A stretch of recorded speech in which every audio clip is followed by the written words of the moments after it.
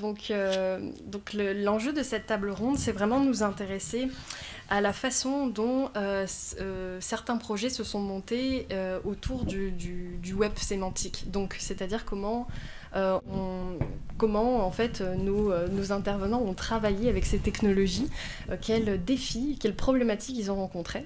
Donc, pour pouvoir faciliter donc la compréhension de ces enjeux, on a décidé de faire des interventions séparées pour commencer et après d'ouvrir à une période d'échange et de questions.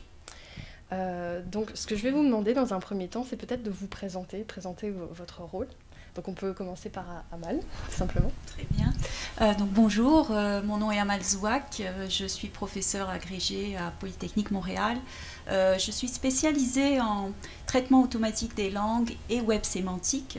Et je dirais que je m'intéresse particulièrement à comment créer des bases de connaissances, notamment à partir de contenus non structurés, et à comment aligner des bases de connaissances. Donc, quand on a des bases de connaissances et des ontologies créées par différents partenaires, comment est-ce que l'on peut s'assurer de découvrir les éléments communs ou similaires.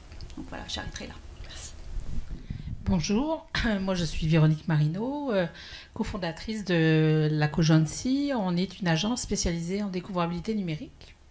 Et donc nous, notre travail, c'est justement de valoriser tout l'effort qui est produit autour des données ouvertes et structurées afin de rencontrer des objectifs de découvrabilité, de traçabilité à travers le web, donc la relation entre les contenus et l'usager du contenu.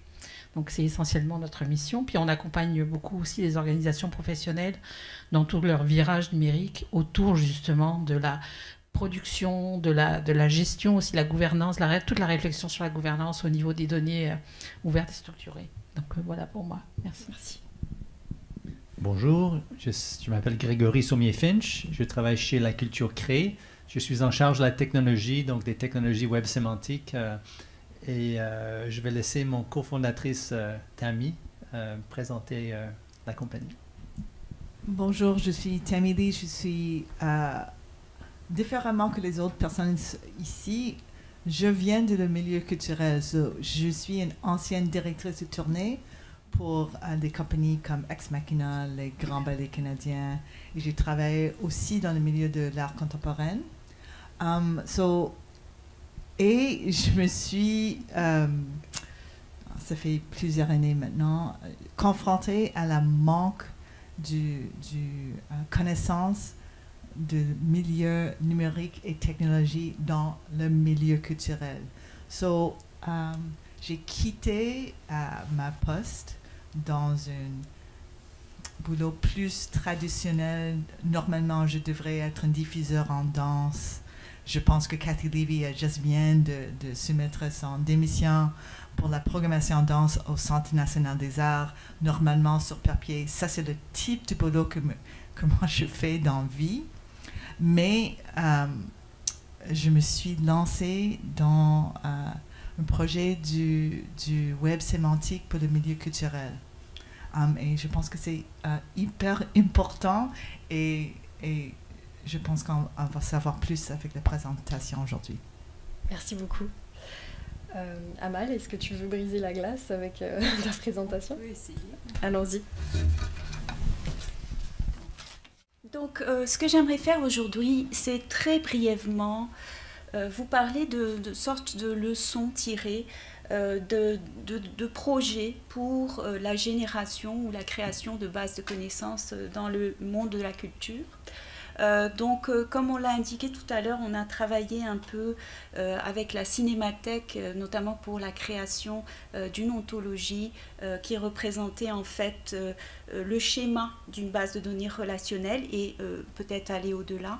Et comment est-ce que l'on migrait d'une base de données relationnelle vers une ontologie du web sémantique. Donc ça, c'était un des projets. Mais ici, j'aimerais parler d'un autre projet qui est le projet que l'on a eu avec le monde des livres, parce que les enjeux étaient plus ou moins similaires, mais encore plus complexes, je dirais, dans ce projet. Donc ça, c'est un petit peu l'aperçu, je dirais. Donc, dans le projet du monde des livres, l'idée c'est que l'on avait différents partenaires, BANQ, Messagerie ADP, l'Infocentre littéraire des écrivains québécois et les éditions Urtubise qui nous sont venus avec leur jeu de données. Et l'idée, c'était comment est-ce que l'on pouvait créer une base de connaissances qui fédère, si vous voulez, toutes ces données-là, et comment est-ce qu'on pourrait les enrichir également en nous reliant au web de données. Donc ça, c'était l'idée générale. Et bien sûr, dans le cadre du monde de la culture, l'idée, c'était de rendre les écrivains et les écrivaines québécois et québécoises plus accessibles et connus du public. Et évidemment sur le web en général.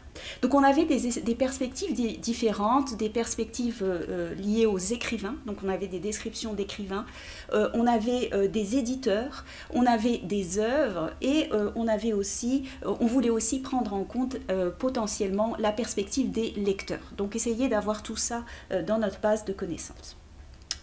Donc, j'ai envie de commencer par un exemple de ce qu'on nous souhaitait obtenir à la fin de ce projet-là, c'est-à-dire la création de fiches, par exemple, pour la description des œuvres, mais aussi des auteurs. Donc ici, vous pouvez voir la description d'une fiche sur Michel David. Donc, ce que l'on avait comme enjeu, c'était d'aller chercher des données dans ces différents jeux de données. D'abord s'assurer que le contenu était les mêmes. Hein. Si on avait des dates de naissance, par exemple, qui n'étaient pas les mêmes, comment est-ce qu'on prenait en compte cet enjeu-là? On avait des enjeux, par exemple, de fédérer des taxonomies de sujets littéraires, donc parce que certains partenaires utilisaient une taxonomie telle que Théma, où il y avait la taxonomie Dewey qui était utilisée par d'autres partenaires. Donc comment est-ce que l'on faisait pour savoir quels étaient les sujets ou thématiques qui étaient similaires? Est-ce que l'on pouvait utiliser un peu des deux thématiques pour enrichir ce contenu-là? Bien sûr, on voulait aller chercher les œuvres publiées, des biographies, des prix littéraires par exemple, ainsi que des liens externes et des liens provenant d'un site qui est Babelio, qui est une sorte de réseau social de lecteurs. Donc ça, c'est ce que l'on a réussi à obtenir à la fin, si vous voulez, de ce projet. Donc c'est juste un exemple de l'accès aux données que l'on a réussi à générer à la fin du projet. Donc ça, c'était l'idée. Donc le problème, ou je dirais la démarche pour obtenir ce type de données, je dirais se schématise dans les points que vous voyez. Donc d'abord en premier lieu, je dirais dans un tel projet pour la création d'une base de connaissances et d'une ontologie, on veut partir de ce que l'on appelle des questions de compétences, c'est-à-dire des questions que l'on veut pouvoir poser à la base de connaissances à la fin. Et quel type de réponse on veut avoir. Donc ça, c'est, je dirais, la première des choses, et c'est là où je pense que les discussions entre peut-être des chercheurs ou des équipes de développement et le milieu qui souhaite le développement de tels projets sont essentiels. Donc, établir qu'est-ce que l'on voulait avoir en termes de questions de compétences.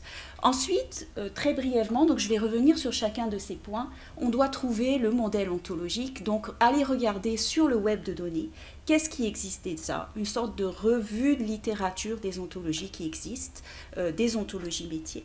Et ce n'est pas toujours simple, et je dirais que là aussi il y a un enjeu de, je dirais, collaboration effective avec les partenaires du domaine, parce qu'on peut avoir des connaissances techniques, comme c'est notre cas nous en informatique, mais ne pas avoir par exemple la connaissance ou suffisamment de connaissances de tous les modèles qui sont développés dans les communautés, par exemple du cinéma ou du livre. On a aussi un enjeu, donc ça c'est, je dirais, la création du schéma de votre base de connaissances.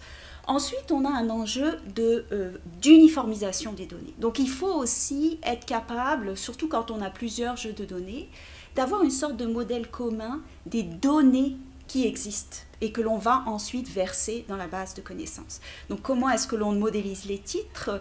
Comment est-ce que l'on nomme un auteur? Est-ce que tout un ensemble je dirais, de normes dans la façon de codifier différents champs qui nous ont posé tout un ensemble de défis.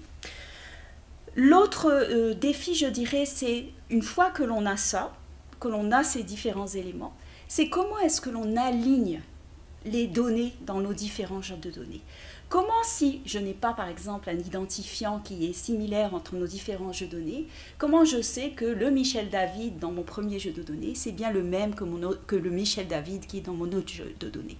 Et ça, c'est un enjeu qui est revenu beaucoup et qui reviendrait par exemple aussi, si on voulait faire un lien avec une base de connaissances telle que Wikidata, par exemple, une base de connaissances propriétaire qui voudrait se relier à Wikidata.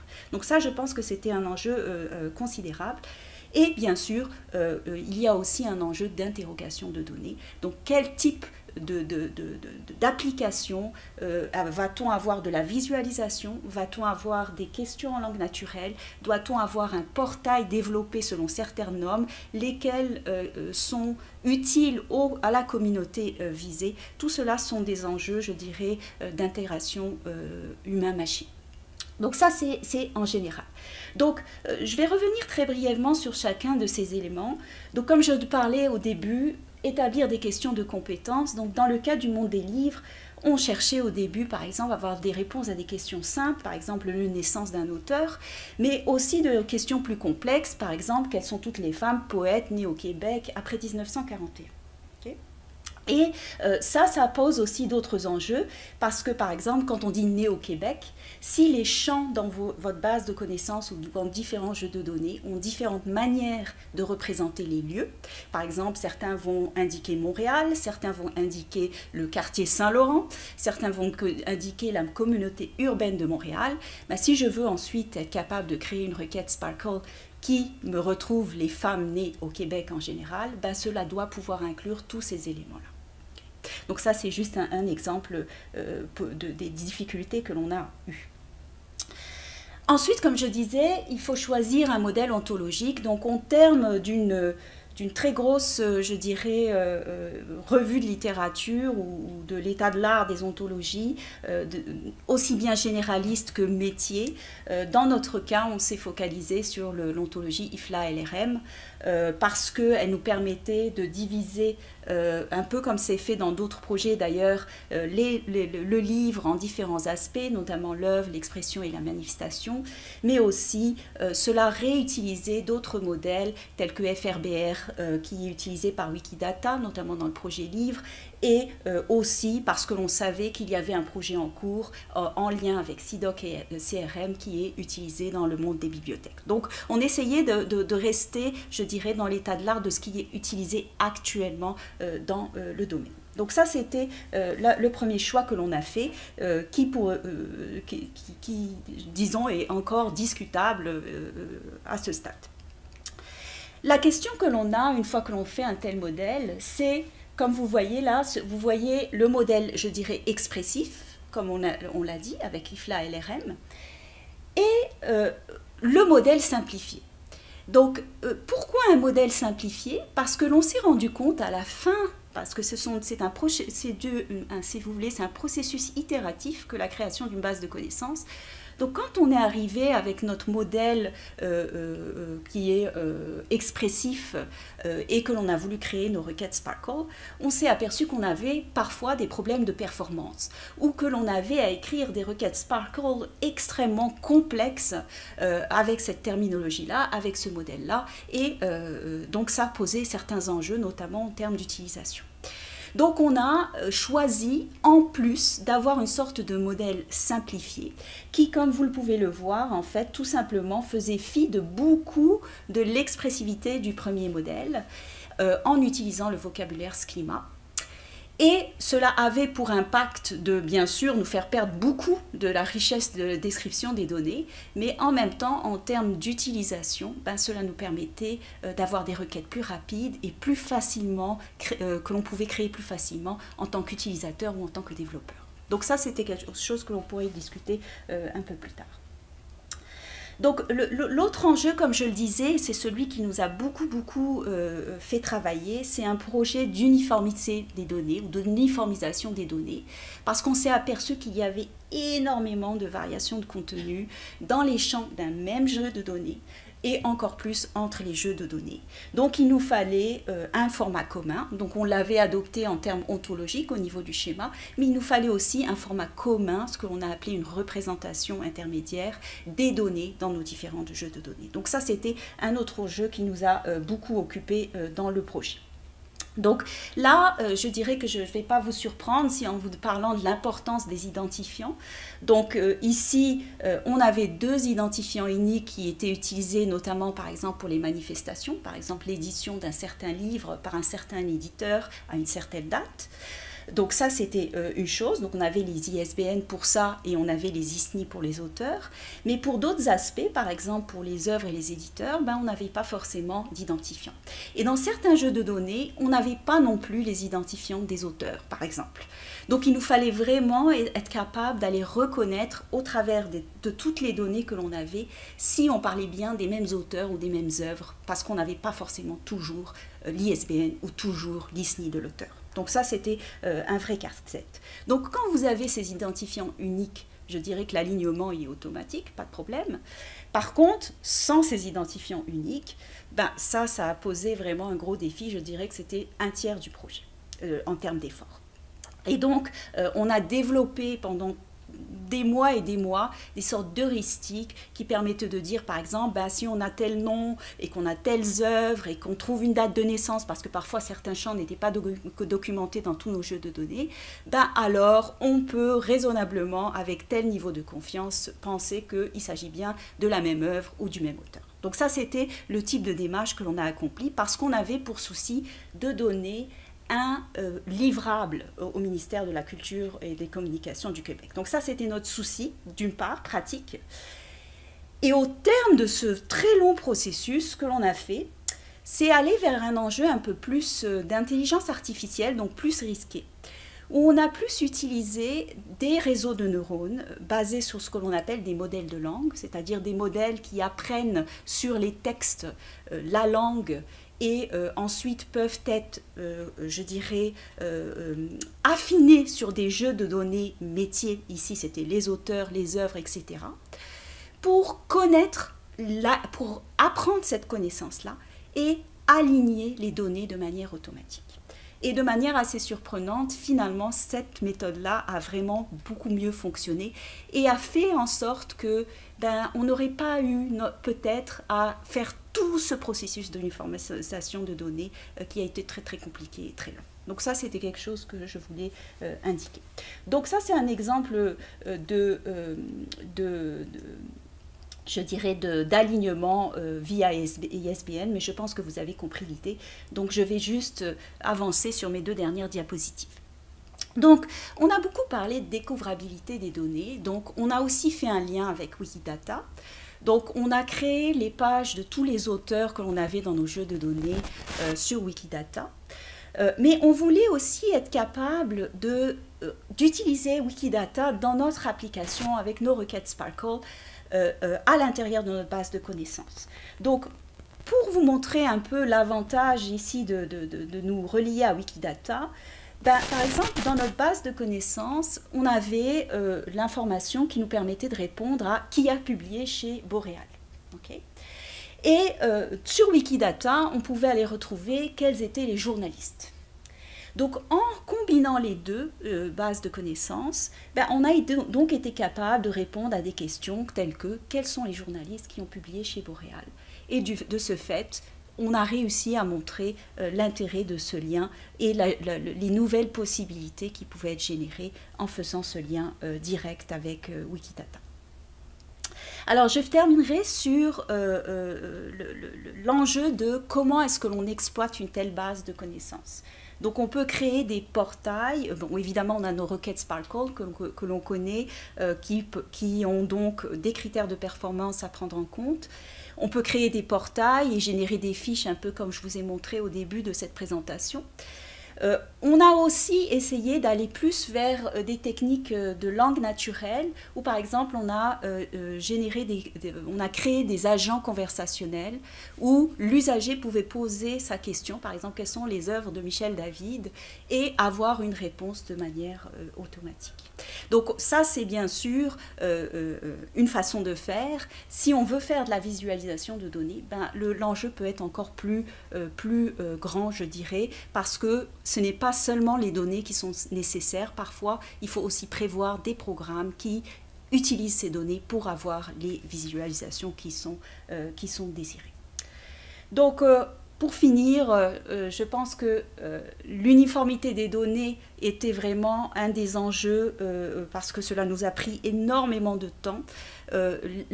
Adopter des identifiants uniques pour tous les éléments importants d'un modèle, c'était quelque chose qui est ressorti vraiment.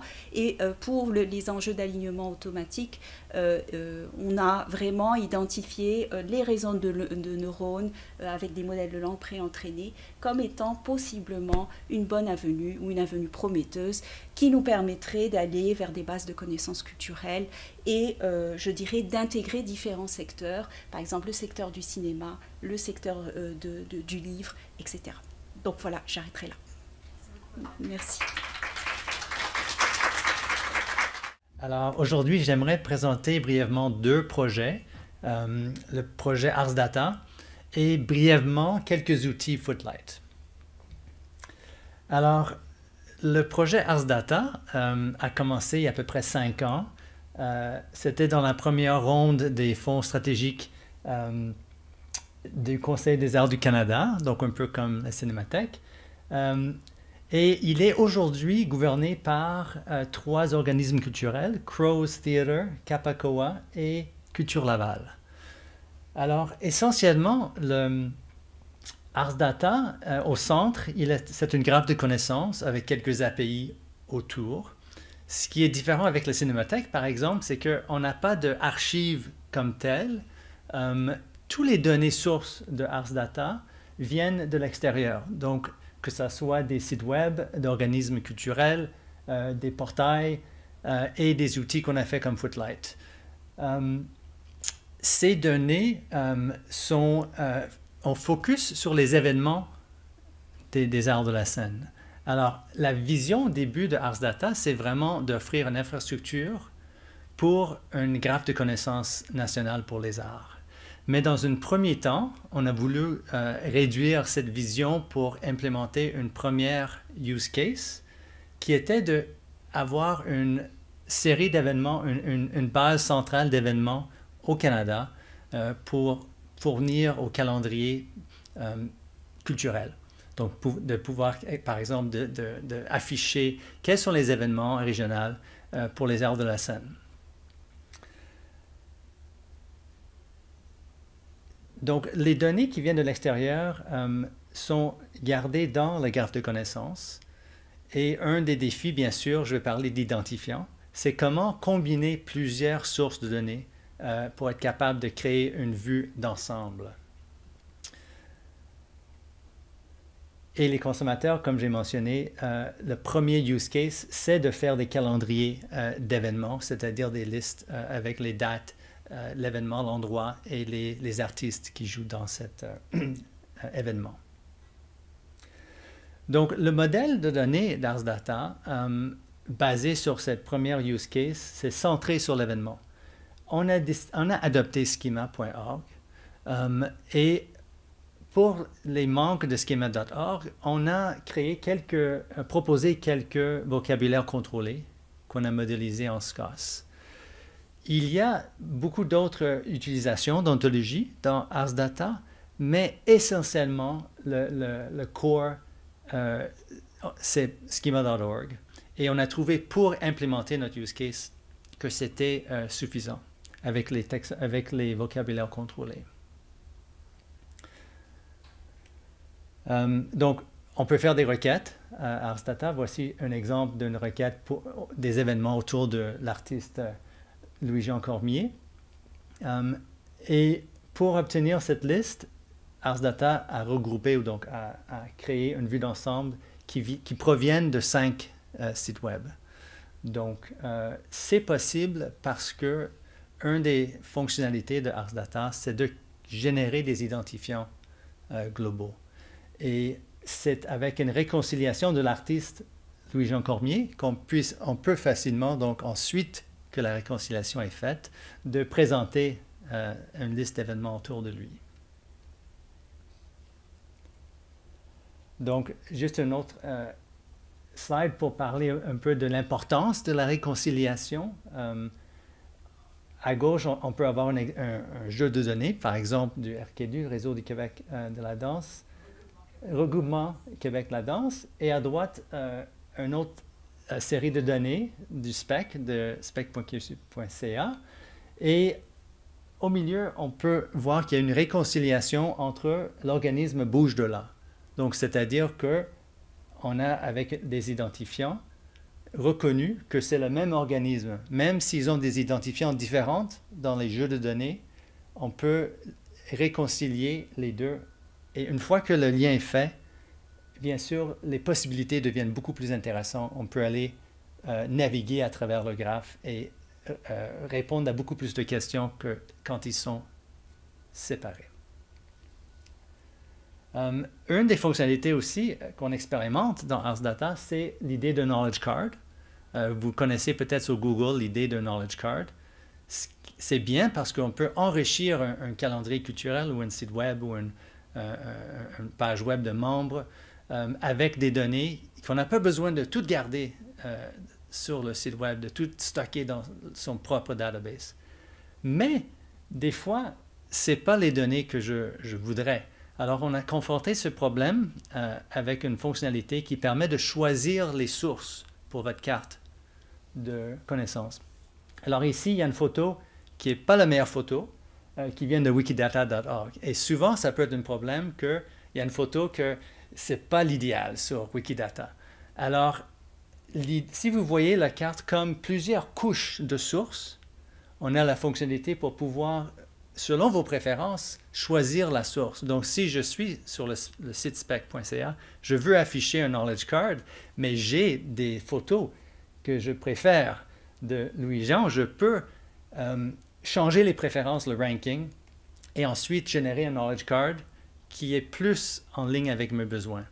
Et si je n'ai pas de photos, donc j'ai des photos, par exemple, des artistes étoiles au Québec, mais si je n'ai pas des photos d'autres artistes qui viennent, donc dans ce cas-là, il peut être comblé, les manques peuvent être comblés par d'autres graphes. Donc c'est vraiment l'avantage de combiner plusieurs graphes ensemble. Et là, je suis beaucoup plus confortable à mettre cette knowledge card sur mon site web de Spec parce que c'est la photo que je préconise, je favorise. Un dernier aspect de Ars Data qui était important à développer, on sait tous que les données sont messy, data is messy. Donc il fallait trouver une façon de créer des versions, de structurer les données d'une façon à bien faire un suivi et de savoir quand il y a des mises à jour, de savoir dans quelle version, etc. etc. Donc le databus est une approche pour permettre à plusieurs organismes de soumettre des données et ensuite à Ars Data d'intégrer les données au fur et à mesure. Le databus fait un rapport Shackle qui permet ensuite de décider si les données conviennent ou non à ce que j'ai besoin dans Ars Data et de prendre des actions en conséquence. Donc, ça permet pour un développeur d'être un peu plus structuré au niveau des données. Et la provenance est très importante. Donc, le databus aussi garantit une provenance parce qu'il force une certaine structure de groupe artifact version. Donc, il permet de bien garder la provenance, même avec des graphes dérivés d'autres graphes. Donc, la provenance est très importante. Un dernier point sur Ars Data, avant de passer à Footlight, c'est que pourquoi on a fait des API autour du graphe de connaissances? On a bien sûr rencontré le problème que très peu de développeurs connaissent bien Sparkle. Ars Data utilise Sparkle à son cœur, mais on a voulu proposer des API pour des développeurs qui connaissent JSON et la plupart des développeurs connaissent très bien des API REST avec des réponses JSON. Et que ce soit en JSON ou JSON LD, c'était quelque chose de beaucoup plus familier pour un développeur qui veut intégrer des aspects de Ars Data sur leur site web. Alors ça, c'était aussi un apprentissage qu'on a fait. Mais bien sûr, si vous voulez faire des requêtes Sparkle, c'est toujours possible. Alors, 3 petits outils Footlight. Donc, la première, c'est le console. Le console permet à générer des métadonnées et à réconcilier vos métadonnées. Donc, dans un monde idéal, chaque organisme peut publier leurs données sans aucun outil de nous, je veux dire, mais qui puissent publier leurs événements. Et c'est fini, ça c'est le monde idéal. Ça serait génial si ça arrivait comme ça. Mais dans la réalité, il y a très peu de sites qui publient leurs événements en données structurées. Et Footlight est là pour aider cette étape, à aider les organismes culturels à publier, à créer des données sur leur site web. Et ensuite, Ars Data peut les utiliser. Le calendrier, c'est vraiment l'idée qu'il faut, pour accélérer l'utilisation des données ouvertes et liées comme Ars Data, d'offrir une solution complète. C'est-à-dire, vous pouvez utiliser le calendrier qui va utiliser les données de Ars Data, mais qui fait ce qu'on appelle le last mile, qui permet vraiment l'utilisation complète et simple des données, sans avoir des développeurs à faire du développement custom pour vous. Et le dernier, donc je vais juste montrer un exemple du console. Donc ici, ça vient du site web. Il n'y a aucune donnée saisie manuelle dans Ars Data. Et dans Footlight, il moissonne le site web. Alors quand il y a des données qui ne sont pas liées, vous pouvez ici rajouter un lien. Donc pour la réconciliation, c'est très important d'être capable, dans le cas de bouge de là, dans l'exemple tantôt, ici on peut faire la réconciliation et attacher un identifiant global pour que par la suite, c'est beaucoup plus facile à utiliser les données liées. Et la dernière, c'est ce problème et ce défi de faire la réconciliation qui est la clé vraiment pour que Ars Data fonctionne bien. Le plus de réconciliation qu'il y a entre les entités, de dire que cet organisme c'est le même que cet autre organisme, cette personne est le même, cet événement est le même que cet autre événement. On expérimente avec différentes approches. On expérimente en ce moment avec un plugin dans Airtable qui permet de réconcilier directement dans vos données sources. Donc, si vous avez une table dans Airtable d'événements, de personnes, d'organismes, vous pourriez utiliser cet outil pour aller chercher les identifiants et les inclure directement dans les données sources. Donc ça, ce serait une approche pour faciliter la réconciliation des entités. Et j'aimerais mentionner que l'API, ici, il y a un groupe sur le W3C, une community group, qui essaie de standardiser cette API pour que ce ne soit pas juste une graphe de connaissances comme Ars Data, Wikidata, mais qu'il y a plusieurs sources qui utilisent les mêmes API et ça permet donc de sélectionner vous-même quelle est votre source sur laquelle vous voulez réconcilier. Donc ça, c'est intéressant de voir que ces standards commencent à prendre forme. Excusez-moi pour ma voix. Et je pense que c'est tout ce que je voulais mentionner. Merci.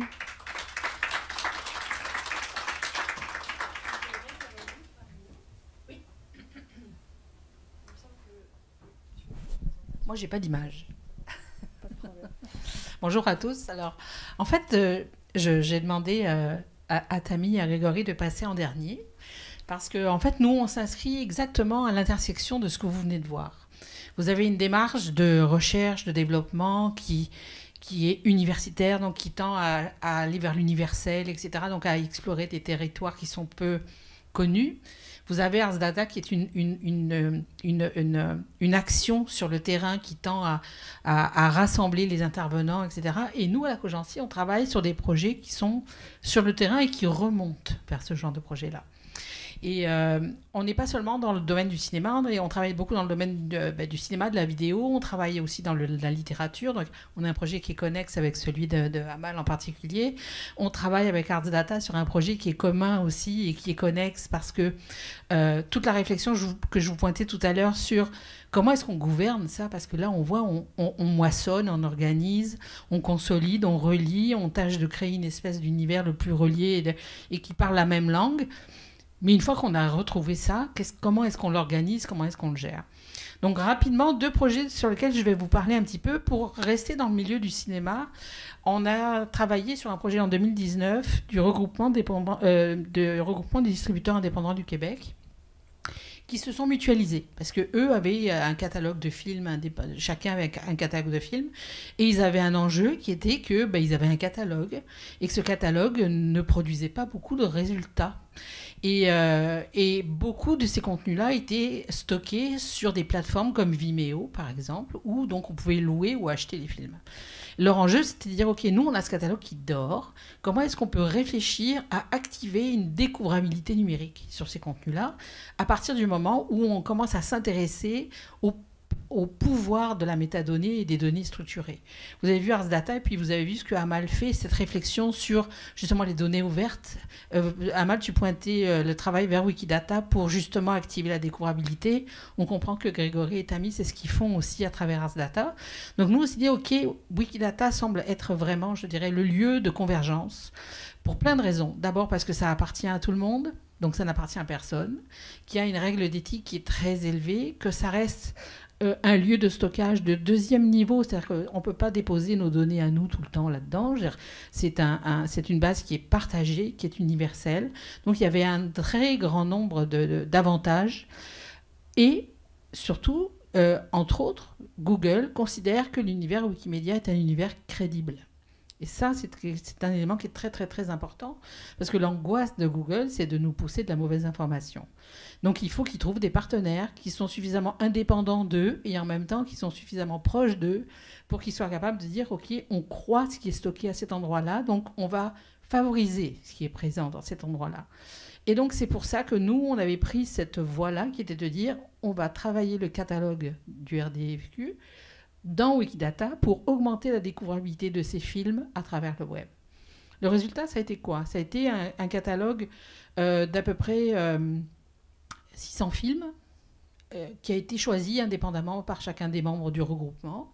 Ce catalogue-là, on l'a modélisé. Vous avez vu Ars Data, la réflexion sur le modèle, comment est-ce qu'on décrit un film. Donc, on a choisi un modèle qui est un modèle qui était reconnu dans Wikidata comme étant, je dirais, un cas d'école. En l'occurrence, c'était le film Iron Man, qui avait été identifié par la communauté sur Wikidata comme étant un exemple de modélisation d'un film. Donc, on est parti de ce modèle, et ce modèle-là, on l'a appliqué aux 600 films. Ça fait quoi? Ça veut dire qu'en fait, on a produit à peu près 15 000 données autour de ces 600 films. On a réussi à produire, à publier l'ensemble des affiches. Puis là, on est dans un territoire, ici au Québec, on est francophone. Puis il faut savoir que quand on s'adresse à un environnement comme Wikimedia, suivant que vous êtes anglophone ou francophone, vous n'activez pas les mêmes règles de droit. Et si on parle en particulier des affiches, les affiches en France sont considérées comme des œuvres et elles n'appartiennent qu'à leurs créateurs, alors qu'au Québec, elles sont considérées comme des objets promotionnels et sont sous la protection du distributeur. Et donc, nous, on est rentré en conversation avec Wikidata et Wikipédia pour leur dire, c'est vrai, mais c'est faux. Parce que nous avons les droits. Donc, on a réussi à faire avancer un peu la cause et on a réussi à pouvoir faire publier l'intégralité des affiches de ce catalogue, donc les affiches en français, en ayant l'autorisation, etc. Donc, on a contribué beaucoup à ce leg-là. Ça veut dire qu'on a commencé aussi après à pister les résultats. Parce qu'une fois qu'on a fait ce travail de modélisation, qu'on a publié cette grosse masse d'informations, on s'est dit, est-ce que ça a changé quelque chose? Donc nous, on a mis en place un processus de diagnostic. Est-ce qu'on est capable d'identifier sa propre découvrabilité au début de l'expérience? Et ensuite, on a fait le même diagnostic après avoir publié les données. Le résultat est vraiment intéressant. Pourquoi ? Parce que 98% des films n'avaient aucune capacité de découvrabilité. Ça veut dire, puis je vous rappelle la notion de découvrabilité. La découvrabilité, ce n'est pas de la promotion. La découvrabilité, c'est quelqu'un qui vous trouve alors qu'il ne vous cherche pas.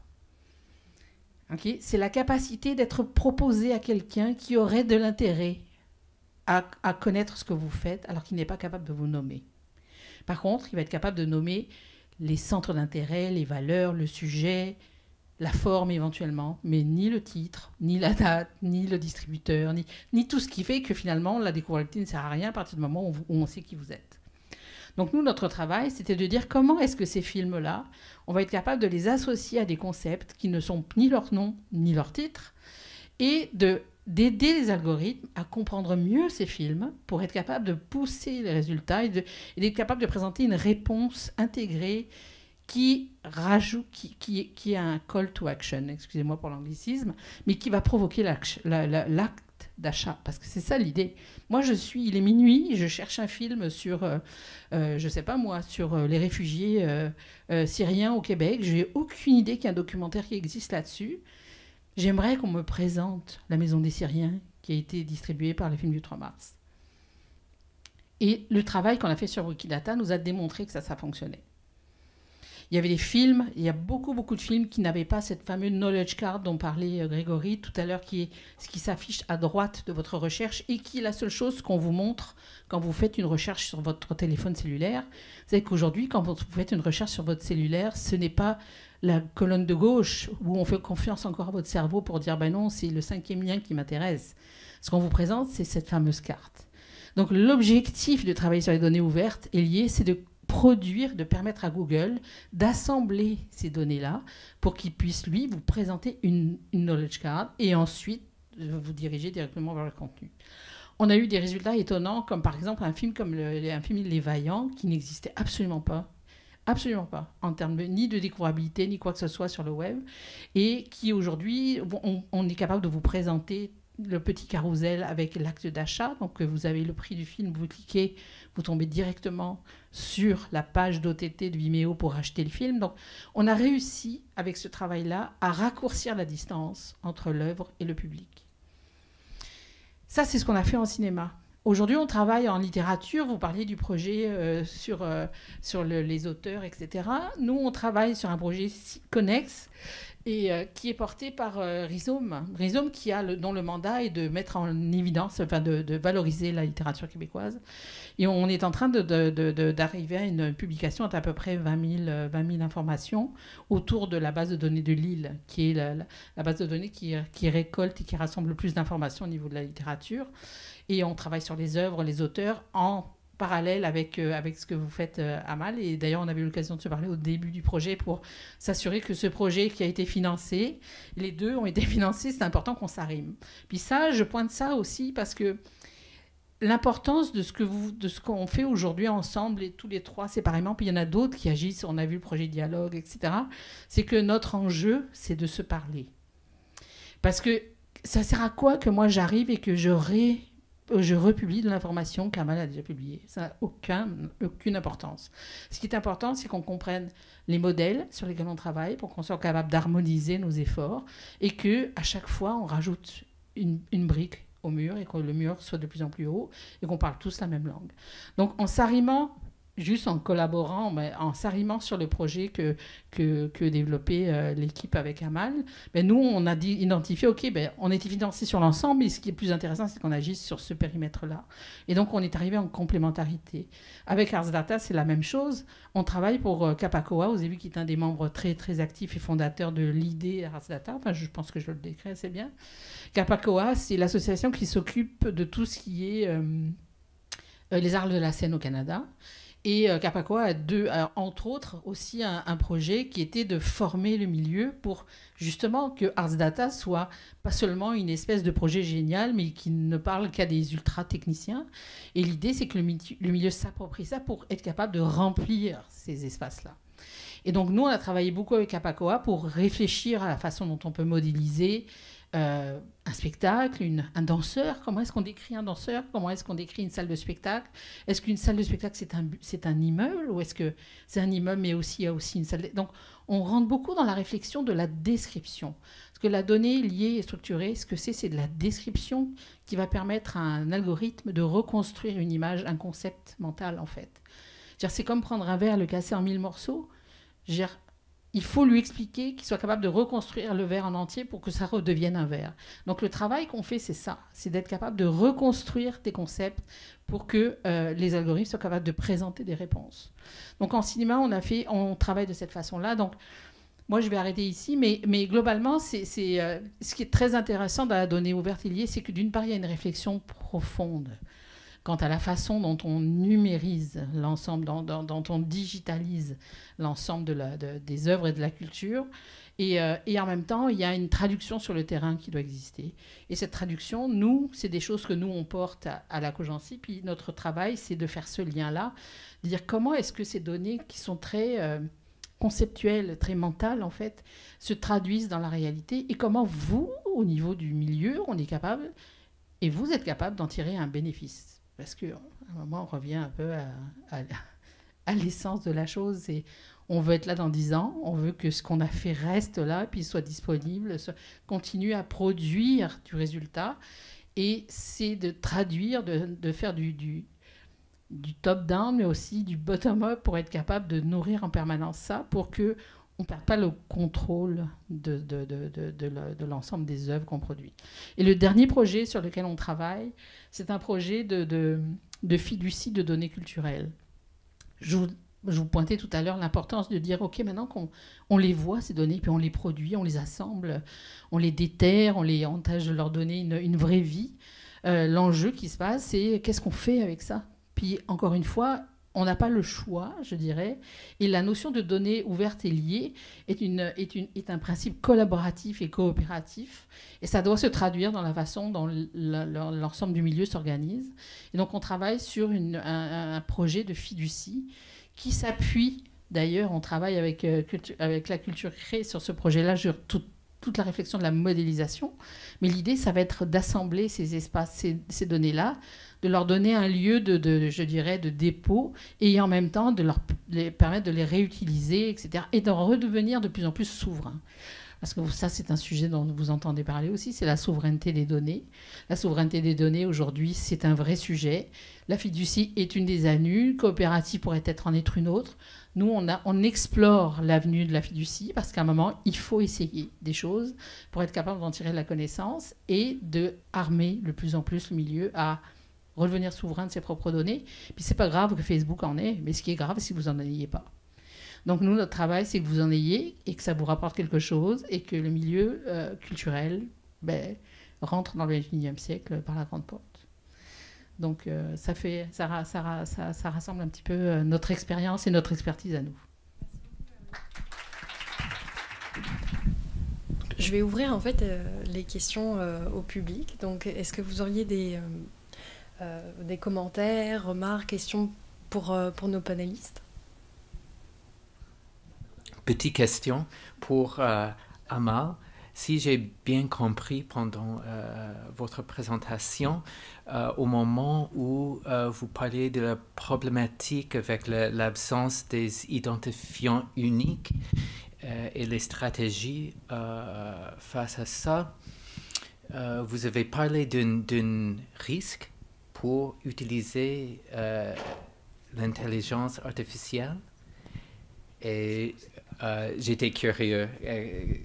Qu'est-ce que c'était le risque par rapport à l'autre stratégie? Ok. En fait, c'était plus qu'on savait qu'avec la méthode, je dirais, traditionnelle de règles heuristiques, peut-être plus métier, on était à peu près certain de ce qu'on arrivait à obtenir. Donc, on avait nos cas, justement, nos use cases, où on savait que dans ces cas-là, on était capable d'aligner exactement le bon auteur, la bonne œuvre.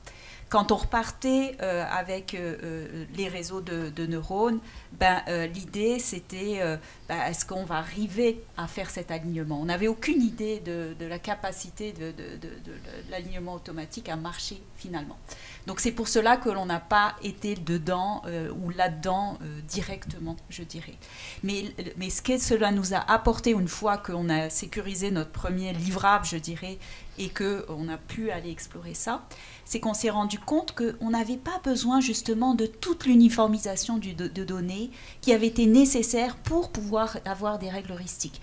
Donc tout le temps de travail que l'on avait mis à nettoyer les données, filtrer les données, codifier les données, les représenter, en fait, il n'y avait pas de différence pour nos réseaux de neurones. Vous pouviez leur donner des données brutes, bruitées, et ils arrivaient quand même, avec les jeux de données que l'on avait, à identifier correctement les alignements ou les œuvres similaires. Donc voilà, c'était un peu plus ce type de risque dont je parlais. Très intéressant, merci beaucoup. Voilà. Chanceuse. J'aurais une petite question pour vous, après je redonnerai la parole. C'est au niveau justement des enjeux de collaboration, vous en parlez un peu beaucoup dans vos présentations, c'est des enjeux qui nous touchent aussi particulièrement. Je vois beaucoup de liens d'ailleurs entre vos présentations puis des enjeux de savoir commun du cinéma. Donc c'est ça, étant donné par exemple à Malle qu'on travaillait avec Polytechnique, on n'avait pas du tout les mêmes expertises, donc il fallait vraiment qu'on vulgarise, il fallait qu'on trouve des solutions pour pouvoir travailler ensemble. Donc je veux savoir un peu dans vos équipes, de qui vous êtes entourés, puis comment vous avez collaboré avec le milieu culturel par exemple, ou des artistes dans vos projets. En fait, tout à l'heure, je parlais du projet sur toute la réflexion sur la fiducie de données. Okay. Ça, c'est un projet qui est porté par Culture pour tous. Culture pour tous, c'est un organisme qui est très méta, je dirais, par rapport à l'ensemble du milieu culturel à Montréal et au Québec. Et Culture pour tous a développé un profond désir d'élargir ces collaborations. Donc il y a plusieurs groupes de collaboration avec des partenaires terrain, des partenaires plus politiques, on va dire, et des partenaires plus techniques aussi, donc des projets qui nous ressemblent ou qui pourraient s'arrimer à un moment ou à un autre. Donc ça a été un énorme travail de la part de Culture pour tous pour être capable de rassembler autour de ce projet-là. Nous, notre rôle dans ce projet-là, c'est la direction de produit. Donc nous, on a réfléchi à la grande idée et après, tranquillement, pas vite, à faire avancer les choses. Comment est-ce qu'on collabore? On collabore parce qu'on est capable de travailler avec des gens comme Ars Data, qu'on avait identifié de plein de raisons. Et puis, à partir de là, de commencer à trouver des ponts, puis de dire, OK, travaillons ensemble à l'intérieur de ce qu'on peut faire. Donc, ce que ça fait, c'est que ça nous oblige, en fait, à ne plus rentrer en compétition, mais à se dire, mon avenir passe par la collaboration et non pas par la compétition. Ça, c'est la première chose. La deuxième chose, c'est d'être capable de sensibiliser le milieu en lui disant, ce que l'on fait, ce n'est pas pour nous, c'est pour nous tous. Et d'arriver avec des valeurs d'éthique, avec des valeurs de coopération qui sont claires et qui démontrent aussi que la découvrabilité, c'est l'œuvre de tous. Et qu'il n'y a personne qui détient le secret de la caramel, et que l'objectif, c'est pas qu'on revende millions de fois la même recette parce qu'on la garde secrète. C'est l'inverse qu'il faut faire. C'est l'inverse, c'est de partager la recette et de dire, OK, chacun est capable d'avoir son petit morceau. Si à nous tous, on additionne nos petits morceaux, on va être capable de reconstituer l'éléphant. Et parce qu'on a tous un morceau de cet éléphant-là. Donc, d'attirer le milieu vers nous, ça veut dire le former, ça veut dire faire des activités de littératie, de groupe, c'est partager du contenu, c'est être capable d'écrire, d'en parler, de démontrer que c'est peut-être un peu aride, mais finalement, il y a des petits morceaux qui le sont un peu moins, ou ne serait-ce que de dire quel est ton nom, ton prénom, ta spécialité, les œuvres auxquelles tu as participé. Juste faire ça une fois par mois ou une fois par année parce que ton CV vient de s'allonger. Ben, ce que tu viens de faire, si tu viens enrichir Ars Data, tu viens d'enrichir une autre Wikidata, tu viens d'enrichir la capacité de répondre d'un Google de ce monde autour de ce qu'il sait de toi. Donc, l'enjeu, il est plus grand que simplement de dire on trouve des collaborateurs. Il faut changer la façon dont on travaille ensemble. Et ça, c'est un des grands enjeux du milieu culturel, c'est d'arriver à travailler ensemble et de comprendre que notre avenir passe par la transparence et non pas par s'assurer que l'autre ne sait pas.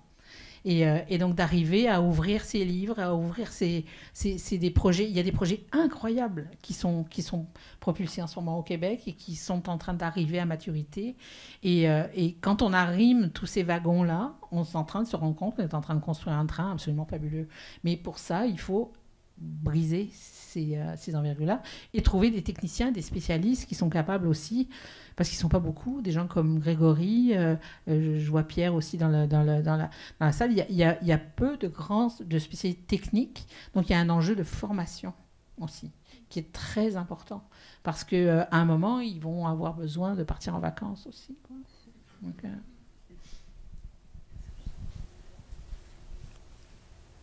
je vais ajouter une autre couche. Parce qu'on est confronté par la réalité jour et jour avec les organismes individuels, comme les diffuseurs ou une compagnie de danse, une compagnie de théâtre. Nous autres, on vient, c'est « Coucou, bonjour, vous voulez des données structurées ?»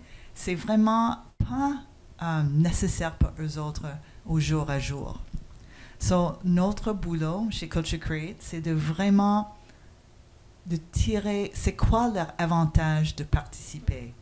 C'est comme le premier kilomètre pour des données structurées, pour ajouter des données à Ars Data. Pourquoi j'ai besoin de le faire? C'est quoi l'avantage pour moi? L'avantage pour nous dans la compagnie, ou le but de la compagnie, c'est de créer des avantages pour des organismes culturels à générer des données structurées. Et des fois, c'est pas quelque chose qu'on pense. Et en fait, partager Ars Data, c'est pas un avantage pour un organisme culturel. Je suis entièrement d'accord de tout ce que Véronique et Jess viennent de dire, mais pour l'organisme individuel, pour une compagnie de danse, c'est pas leur avantage de c'est comme oh great, wonderful, yeah, mais c'est pas. Oui, exactement. C'est le bénéfice. C'est les bénéfices pour l'organisme individuel.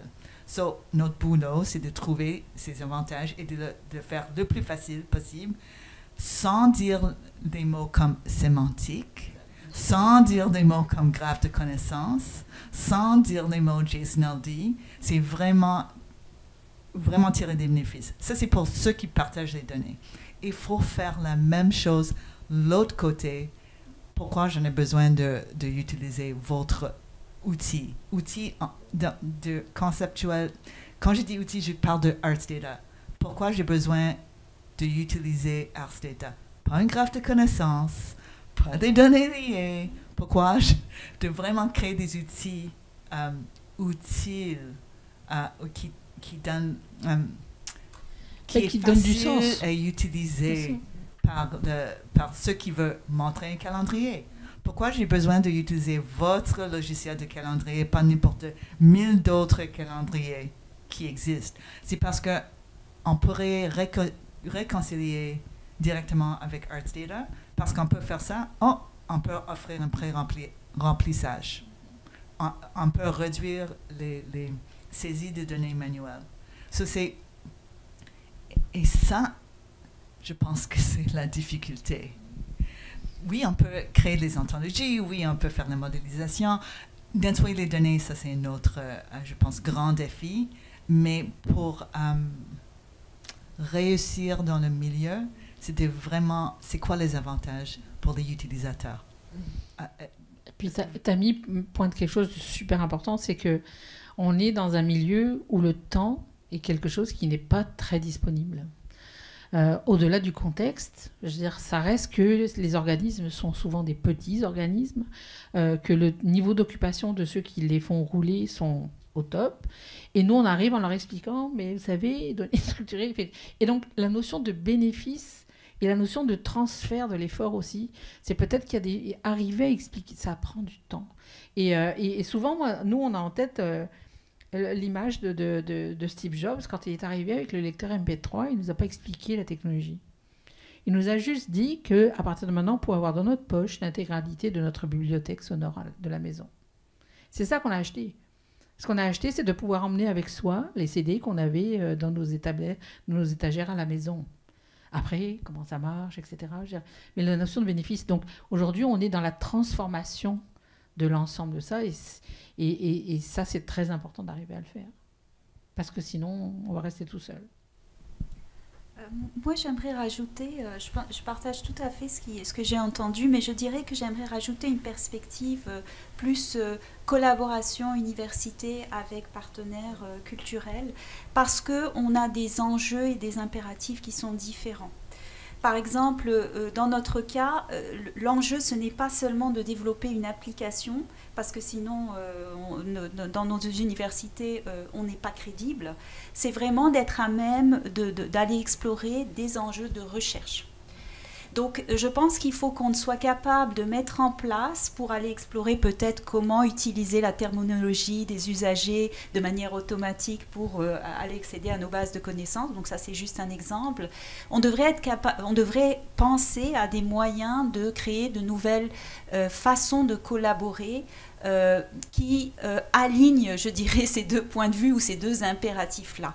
D'une part, la capacité d'avoir des choses fonctionnelles qui touchent les acteurs du milieu, et d'autre part, d'être capable d'aller vers des enjeux de recherche qui peuvent aussi nourrir cette boucle-là. Et je pense qu'on n'a pas encore ce type d'infrastructure-là, ça arrive, mais on n'y est pas encore. Et je pense que c'est ce qui m'intéresserait dans les prochaines années, je dirais. Oui, infrastructure, c'est hyper important. Hyper important. Tout ce qu'on est en train de faire, c'est des grands projets d'infrastructure.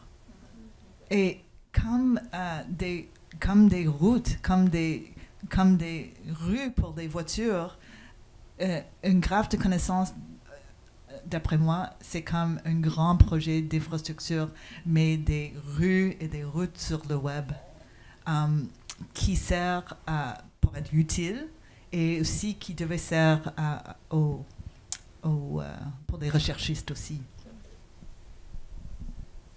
Merci beaucoup. On a pris nos 15 minutes de questions. Je vous inviterai peut-être à poursuivre la discussion pendant notre pause repas. Donc je vous propose simplement de nous retrouver dans l'espace café, puis on reprendra donc cette journée avec d'autres tables rondes à partir de 13h. Merci beaucoup. Merci.